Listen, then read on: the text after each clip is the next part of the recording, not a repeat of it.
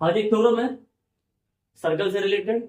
The angle subtended by an arc at the centre is double the angle subtended by it at any remaining part of the circle. आपके पास में यहाँ एक arc लिया गया, ए भी एक आर्क है और यहाँ माइनर आर्क है, इधर पूरा वाला आपका मेजर आर्क हो जाएगा। ठीक, यहाँ पे एक पॉइंट ले लिया गया। अगर हम इस आर्क की बात करते हैं तो ये आर्क जाकर के एक सेंटर पर कुछ एंगल बनाएगा। उसके बाद इस आर्क को छोड़ करके, क्योंकि आर्क जब भी हम लेते हैं, जब भी कोई सर्कल का पार्ट करते हैं, एक पार्ट काट के निकालते हैं, तो बड़ा या छोटा जो भी बनेगा वो पार्ट रिमेनिंग बच जाता है। तो उस आर्क के द्वारा सेंटर पर कुछ एंगल बन रहा है और रिमेनिंग पार्ट्स पर हम एक एंगल बना करके देख रहे हैं। तो इन दोनों के बीच में एक रिलेशन आता क्या है कि रिमेनिंग पार्ट पर बना हुआ एंगल इस आर्क के द्वारा और सेंटर पर बना हुआ एंगल इस आर्क के द्वारा कुछ रिलेशन शो करता है। यहां डबल होता है जितना ये होता है, रिमेनिंग पार्ट वाला कुछ रहेगा तो उसका डबल सेंटर पर हो जाएगा। हिंदी में यही चीज कहा जाता है केंद्र पर बना कोण शेष परिध पर बने कोण का दुगना होता है। इसी को आज हमें प्रूफ करके दिखाना है, एक इसका डेरिवेशन करना है कि कैसे बन के निकलता है। इसके लिए हमारे पास क्या है, हम लोग लिखेंगे गिवन में हमारे पास में है एक आर्क और A B B arc is लिख लेते हैं।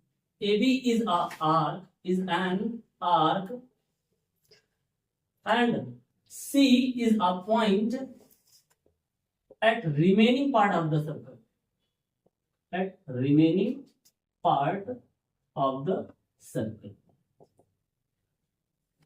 ठीक, हमें जो निकालना है, जो हमारे पास में यहाँ प्रूफ करके बताना है, वो बताना ये है कि यहाँ और यहाँ के बीच में रिलेशन शो करना है। तो angle A O B double होगा जो एंगल बन रहा होगा शेष परिधि पर ए सी बी। इसके लिए कुछ कंस्ट्रक्शन होगा। वो कंस्ट्रक्शन क्या होगा, कुछ कंस्ट्रक्शन आपको करना पड़ेगा। हम लोग क्या काम करते हैं कि इस सी को ज्वाइन कर देते हैं ओ से और फिर थोड़ी दूरी तक बढ़ा देते हैं। कहां तक बढ़ाते हैं, डी तक। बढ़ाने के बाद ऐसा करने पर क्या नजर आता है कि सी के दो टुकड़े हुए हैं, एक और दो।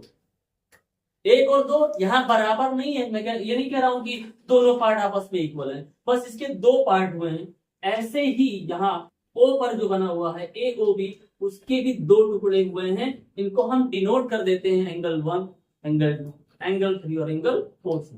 क्या किया हमने कंस्ट्रक्शन में, क्या किया है, join CO and produce it at point B.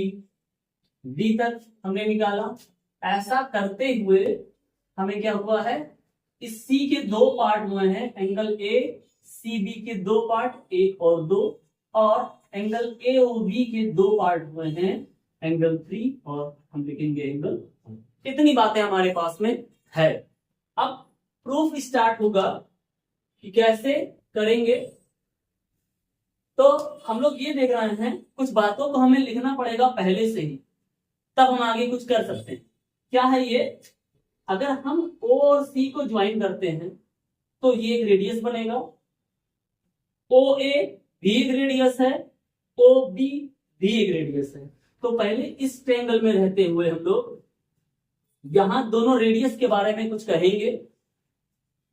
In triangle AOC, इस ट्रायंगल में आपके पास जो रेडियस है OA और OC, ये दोनों इक्वल हैं। और ये रीजन क्या होगा, जब एक ही सर्कल के कई रेडियस लिए जाते हैं तो रेडियस सभी, हम जानते हैं कि सर्कल में जितने भी रेडियस होंगे वो बराबर होंगे। ऐसा करते हुए जब हम OA रेडियस लेते हैं तो मुझे एंगल बनता है 1, तो हम कहेंगे एंगल 1। और जब हम OC रेडियस लेते हैं तो इसके सामने जो एंगल बनता है यहां, इसका नाम है OAC। ए पर बन रहा है एंगल OAC। ये ट्रायंगल का एक रूल है, आइसोसेलेस ट्रायंगल यहां बन रहा है, उसका रूल है कि अगर साइड इक्वल होते हैं तो उसके सामने वाला एंगल भी इक्वल हो जाएगा। हम लोग कहेंगे क्या, opposite angle of equal sides of a triangle. एक ट्रायंगल के ऐसे एंगल जितने भी बनेंगे वो इक्वल होंगे। सिमिलरली यहां भी अगर हम देखते हैं, ऐसे ही यहां भी अगर देखा जाए तो एंगल जो 2 होगा वो इस OBC के बराबर होगा, एंगल OBC। रूल्स सेम लग जाएंगे। क्लियर है यहां तक? अब हम लोग क्या काम करेंगे, हम एक बात और पढ़ के रखेंगे। यहां जब एक ट्रायंगल होता है और उस ट्रायंगल को यहां जो बाहर का एंगल बनता है, आपको बताया ना, इसके लिए एक वीडियो है, वो देख लीजिएगा। यहां पर जो एंगल बनता है वो अपनी इंटीरियर को छोड़ करके इन दोनों एंगल के सम के बराबर होता है। तो अगर OAC रेडियस ट्रायंगल में देखें तो ये ट्रायंगल बन रहा है, इस साइड को प्रोड्यूस किया गया है, तो जो थर्ड वाला बनेगा वो बन जाएगा एक्सटीरियर एंगल। तो एक्सटीरियर एंगल निकालने के लिए हम लोग लिखेंगे in triangle OAC using exterior angle property. Exterior angle property, वो एक्सटीरियर एंगल प्रॉपर्टी क्या कहता है, अपनी इंटीरियर को छोड़ करके दोनों इंटीरियर का सम, यानी कि एंगल 1 और एंगल यहां पर जो बन रहा है OAC, दोनों को जोड़ेंगे कितना आ जाएगा, एंगल थर्ड। अब आप देख रहे हैं कि एंगल 1 और एंगल OAC बराबर है, हमें जरूरत यहां की है, तो हम लोग क्या काम करेंगे, इस OAC को हटा करके उसके स्थान पे एंगल 1 रख देंगे। Angle 1 plus angle 1 is equal to angle 3। ऐसी संख्या कितनी बार आ जाएगी, 2 बार। Angle 1 is equal to 3। यहां पर जो 3 वाला एंगल होगा वो इस वाले एंगल और यहां वाले एंगल का सम होगा। इन दोनों के बीच में रिलेशन दिया था, इक्वल्स है, तो हम इसको कन्वर्ट कर लेंगे यहाँ पे केस में, तो बराबर हो जाएगा दोनों, तो यहां बनेगा। ऐसे हम कहेंगे, अगर हम प्रोसेस यहां भी करते हैं इधर सेम आ जाएंगे, तो सिमिलरली क्या आ जाएगा, सिमिलरली एंगल 4 जो बनेगा वो यहां एंगल 2 का डबल हो जाएगा। ठीक, एंगल 4 जो बनेगा एंगल 2 का डबल होगा। ये इक्वेशन फर्स्ट हुआ, ये इक्वेशन सेकंड हुआ, दोनों को ऐड कर लेंगे।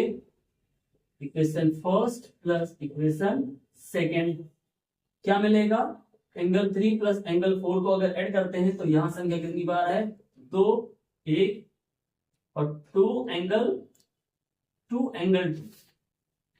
1 वाला भी 2 बार है, 2 वाला भी 2 बार है।